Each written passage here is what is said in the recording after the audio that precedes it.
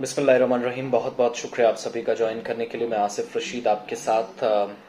Hope so कि सब ठीक ठाक होंगे और अल्लाह करे कि सब जिस हाल में जहां होंगे खुश होंगे।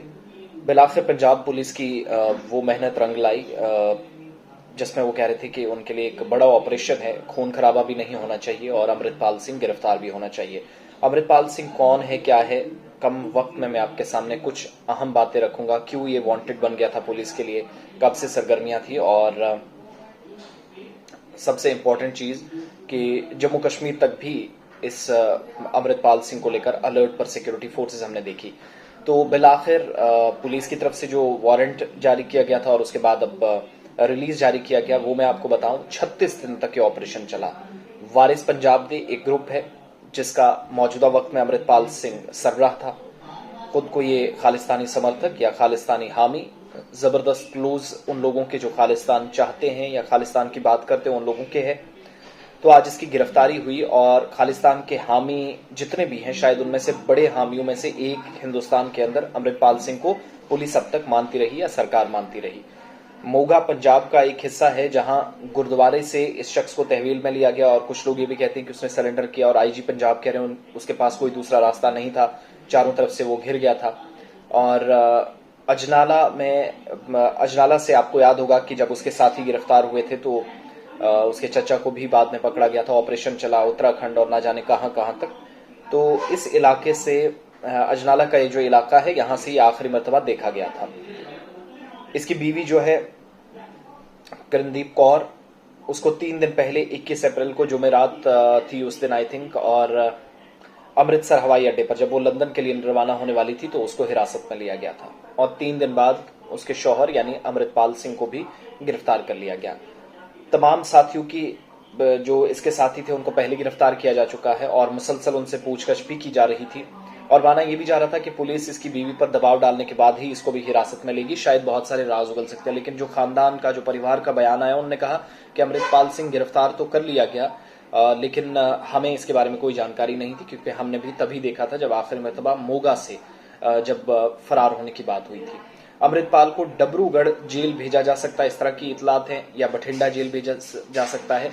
और जब वो फरार हुआ था तो पुलिस क्या लिख रही है इस अपने रिलीज में कि सोशल मीडिया के जरिए कई बार वीडियोस जारी की थी और अमृतपाल की गिरफ्तारी के बाद पंजाब पुलिस ने एक ट्वीट में ये जानकारी जब आज दी तो ये भी कहा गया कि इसने कई जगहों पर हालात खराब करने की कोशिश की। 8 पुलिस एहलकारों पर एक जगह इसने अपने पूरे जत्थे के साथ हमला किया। ये सारे इल्जामात थे। अब कितने सच थे कितने गलत, ये तो तहकीकात का हिस्सा है, हम तो तय नहीं करेंगे। पुलिस की चीज नोटिस में जो चीजें हैं शायद वो सामने आए। 18 मार्च को सबसे पहला 18 मार्च पुलिस ने अमृतपाल सिंह और इसके साथियों को पकड़ने के लिए जाल बिछाने की कोशिश की। ऑपरेशन चला, जम्मू कश्मीर तक अलर्ट जारी किया गया और इस दौरान पुलिस ने इसके कई साथियों को भी गिरफ्तार किया था, लेकिन अमृतपाल जो पुलिस की गिरफ्त से दूर था। एक वीडियो भी सामने आया जिसमें उसने कहा कि मैं भागने वाला नहीं हूं, ये कह रहे हैं बॉर्डर पार चला जाएगा, फरार होगा, नेपाल जाएगा। ये सब हवाई बातें हैं। मैं एक मिशन पर हूं और वो मिशन है अलग खालिस्तान या खालिस्तान की मांग, उससे मैं पीछे नहीं हटूंगा। इसके बाद पुलिस ने इसे मुसलसल तलाश करना शुरू कर दिया। कभी लोकेशन इधर, कभी उधर, कभी तस्वीरें आई, कभी इसका साथी जो पप्पलप्रीत था उसको गिरफ्तार किया, जो बहुत राज जानता था, जो पुलिस बताती है, हम नहीं बता रहे। इसके बाद क्या हुआ कि मुसलसल फरार चल रहा था और कौमी सलामती का जो एक्ट होता है, नेशनल सिक्योरिटी एक्ट की दरख्वास्त भी बहुत सारे लोगों की तरफ से की जा रही थी और एक गैर जमानती वारंट भी जारी किया गया था। लेकिन आपको याद होगा कि जब ये कनाडा से आया तो बहुत सारी चीजें सबके सामने शायद नहीं खुल पा रही थी। उस वक्त भी ये कहा जा रहा था कि है शायद कुछ दिन चलेगा, बाद में ठीक नहीं। लेकिन जब पुलिस के सामने आज जो जानकारी है, जब पुलिस ने इसको पकड़ा तो इसने फिर से अपना मिशन बताया और कहा कि मैं भिंडरावाला जी को मानता हूं, इस तरीके से बात की और उनके इस मिशन के मुताबिक हूं, मैं पीछे हटने वाला नहीं, भले ही आप मुझे गिरफ्तार करो या कुछ भी कर लो। और पंजाब पुलिस की तरफ से ये भी कहा गया कि गुरुद्वारे से पकड़ा गया और एक वीडियो भी सोशल मीडिया पर वायरल हो रहा है जो पुलिस की तरफ से शायद इसकी तस्दीक भी जा रही है। 28 मार्च की रात थी और उस वक्त भी खबर है कि पप्पलप्रीत ने बताया कि 28 मार्च को ही हम अलग हो गए थे, लेकिन पप्पलप्रीत की जब गिरफ्तारी हुई तो इसके बाद इम्कानात बढ़ गए थे कि ज्यादा देर शायद नहीं, अब ये जो खालिस्तानी हामी है अमृतपाल सिंह, ये भी खुद को अलग नहीं रखेगा, खुद सुपुर्दगी कर देगा, ये सरेंडर हो सकता है। और अब ये भी है कि इस शख्स को या इसके तहत पुलिस 12 महीने तक इसको हिरासत में अमनो कानून की सूरत हाल खराब करने के सारे इल्जामात इस पर थे। और वारिस पंजाब दे, इससे पहले आपको याद होगा कि वारिस पंजाब दे का जब सबसे पहला नाम सामने आया था और जब किसान तहरीक चली थी दिल्ली के अंदर, जब लाल किले पर कुछ लीडर्स की तरफ से, जिनमें बहुत सारे लोग थे जिन्होंने हमने देखा कि जो फ्रंट से लीड कर रहे थे और एहतिजाज कर रहे थे। और तकरीबन ये, जहां तक अब तो कहा जा रहा है कि डिब्रूगढ़ जेल, आसाम उन्हें भेजा जा सकता है, लेकिन दीप सिद्धू का एक हादसा पेश आया था, एक्सीडेंट हुआ था, उस पर भी कई तरह के सवाल उठे। तो उसके बाद से ये खुद को वारिस पंजाब दे का सरबराह बता रहा था और चल भी रहा था इसी की निगरानी में काम। बहुत सारी हिस्सों के अंदर कुछ लोगों ने ये भी कहा कि हालात खराब करने की कोशिश की, लेकिन अच्छा खासा सपोर्ट भी मिला। और फिर कुछ लोगों ने कहा पाकिस्तान से, कुछ लोगों ने कहा, बीच में देखा हमने इंटरनेट पंजाब के अंदर बंद हुआ, जबरदस्त ऑपरेशन चला। हालांकि इसमें दो तरह की कामयाबियां हैं और इसके लिए शायद क्रेडिट दोनों तरफ जाना चाहिए।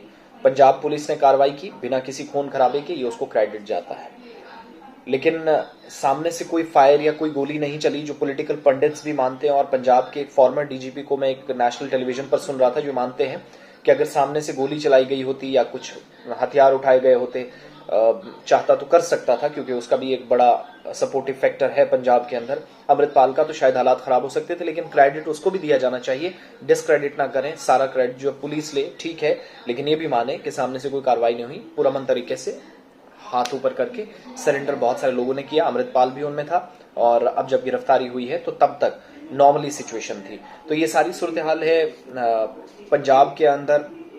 एक नई मुहिम या नई कैंपेन जो आज नहीं शुरू हुई, बहुत पहले से चल रही थी, लेकिन मौजूदा वक्त में अमृतपाल सिंह इसको संभाल रहा था, चला रहा था। और अमृतपाल सिंह अब गिरफ्तार होने का मतलब है कि बहुत हद तक चीजें ठीक करने की कोशिश की जाएगी। लेकिन बहुत सारे लोगों के राज भी खुलेंगे। कनाडा से रिएक्शंस आ रहे हैं, बहुत सारे लोगों ने जो अलग अलग मीडिया रिपोर्ट्स हैं कि सड़क पार से भी रिएक्ट किया है, क्योंकि वहां तो जाहिर सी बात है कुछ ऐसे लोग होंगे जो उनके हामी होंगे। लेकिन देखने वाली बात यह होगी कि अब जब गिरफ्तारी हुई है तो पंजाब, असम के डिब्रूगढ़ या किसी दूसरे हिस्से में उनको ले जाया जाएगा। फिलहाल पंजाब के अंदर अमृतपाल, ये भी कहा गया कि सर पर पगड़ी थी, कमर में किरपान भी नजर आ रही थी, जो आखिरी तस्वीर उसके सामने है। और आज तक जो नेशनल टेलीविजन चैनल है उसने भी बताया कि जो तस्वीर मंजर-ए-आम पर आई, जिसमें वो सर पर पगड़ी, कमर पर किरपान और नंगे पांव, यानी मुकम्मल तौर पर निहंग का लिबास पहने हुए था। और मीडिया की भी पोल खुली, जो अलग अलग तस्वीरें बताई जा रही थी कि ऐसा दिखा, दिल्ली में दिखा, ये दिखा, वो सब झूठ निकला। लेकिन अमृतपाल सिंह मोगा से जब गिरफ्तार हुआ तो उसका असली वही धारण था, वही लिबास था जो उसका असल में शायद होना चाहिए था, या उसकी पहचान थी जिसके लिए उसका पीछा किया जा रहा था। तो अमन अमान की सूरत हाल बरकरार रही। सारी सूरत हाल के बीच गिरफ्तारी हो चुकी है। फर्दर अपडेट्स होंगे आपके सामने रखेंगे।